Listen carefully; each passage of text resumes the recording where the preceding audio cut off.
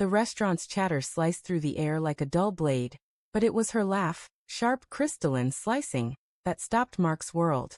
He stood frozen at the bar, his fingers tightening around the cold neck of a beer bottle, her voice carrying over the clinking glasses and murmured conversations. "He's too scared to ever leave me," Sarah said, her words dripping with a smugness he'd never heard before. "He'd fall apart without me. Honestly, it's pathetic."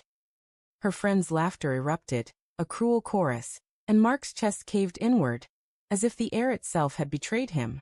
He hadn't meant to overhear. He'd only stopped by to pick up the wallet she'd left on the counter that morning. A small errand she'd texted him about with a careless, "Can you grab it? I'm out with the girls." The restaurant, a trendy spot with exposed brick and dim Edison bulbs, was alive with the hum of weekend revelry. Mark had spotted her instantly, her auburn hair catching the light, her posture relaxed, commanding, as she leaned forward in the booth. He'd hesitated, not wanting to intrude on her night, but now her words pinned him to the spot, each syllable a needle threading through his heart. Mark's mind reeled, replaying the last decade of their marriage. He saw her in flashes. Sarah's warm smile when he proposed on that rainy pier, her hand squeezing his during late-night talks about their dreams, the way she'd curl into him on cold mornings. Had it all been a lie? He thought of the small things, the way she'd started dismissing his opinions, rolling her eyes when he spoke about his job, or how she'd laugh off his attempts to plan date nights. "You're so predictable, Mark," she'd say, her tone playful but edged with something he couldn't name.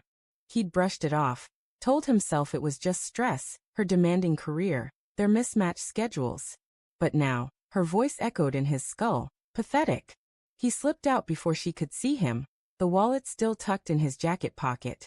The city streets blurred as he walked, the neon signs and passing cars fading into a haze.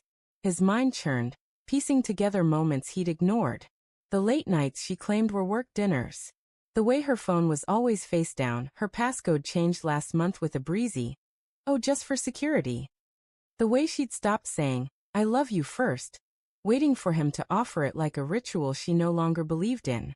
Each memory was a brick, stacking into a wall of truth he could no longer deny. At home, their apartment felt foreign, the walls closing in with the weight of her absence. The kitchen clock ticked too loudly, each second a reminder of her laughter still ringing in his ears. He sank onto the couch, staring at the framed photo on the coffee table, Sarah beaming at him during their hiking trip last summer, her arms slung around his shoulders. He'd thought she was happy. He'd thought he was enough. Now, the photo felt like a prop in a play he hadn't known he was starring in. He wandered into their bedroom, his gaze catching on her vanity. Her perfume bottles gleamed under the soft light, their floral scent lingering like a ghost.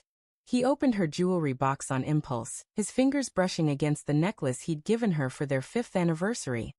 A silver pendant shaped like a star, engraved with forever. She hadn't worn it in months. Beneath it, tucked in a corner, was a folded note.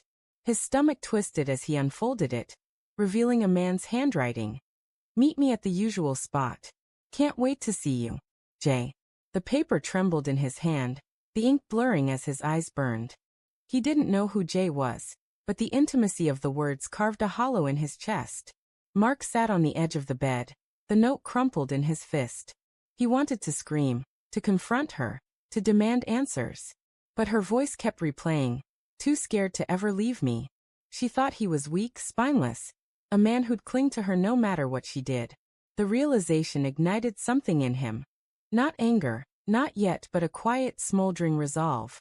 He wouldn't be her punching bag, her safe bet, her pathetic husband. Over the next 2 days, Mark moved with a precision that surprised even himself.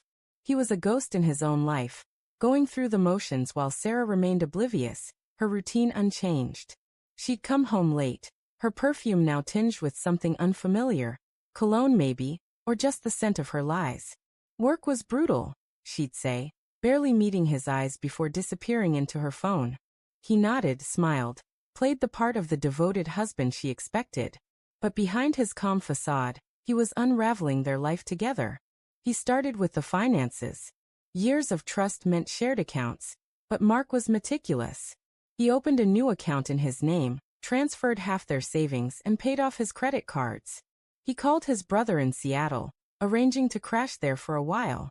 He packed methodically, clothes, books, the watch his father left him, leaving behind anything tied to her. The apartment lease was in her name. She'd insisted on it, claiming it was easier for her to manage. Now that choice felt like a gift. The hardest part was the letter. He sat at the kitchen table, pen hovering over a blank page, the words refusing to come. How do you summarize a decade of love turned to ash? Dear Sarah, he wrote, then stopped. He wanted her to feel the weight of his absence, to understand what she'd lost. But he also wanted her to know he wasn't broken. He wrote, I heard you. I heard what you think of me. I'm not scared anymore. I'm gone. He left it unsigned, the words stark and final. On the third night, Sarah was out again, another girls' night that stretched past midnight. Mark loaded his car, the trunk filled with boxes that held his life. He took one last look at the apartment. The couch where they'd binge shows together. The kitchen where they'd danced to old jazz records. The bedroom where he'd once felt whole. Then he locked the door and drove into the night, the city lights fading in his rearview mirror. When Sarah returned, the apartment was silent, the kind of quiet that presses against the skin. She called his name, her voice sharp with irritation, then confusion. The letter sat on the kitchen counter, next to her wallet, the one he'd never delivered. Her fingers shook as she read it, the words blurring through tears she didn't expect. She looked around, noticing the gaps where his things had been. His jacket missing from the hook, his laptop gone, the photo frame on the coffee table now holding only her face, his cutout with surgical precision. She sank to the floor, the note clutched in her hand. She'd laughed at him, mocked his loyalty, assumed he'd never have the strength to leave. But Mark had rewritten the ending. The joke was hers, and the punchline was her life. Empty, silent, and hers alone.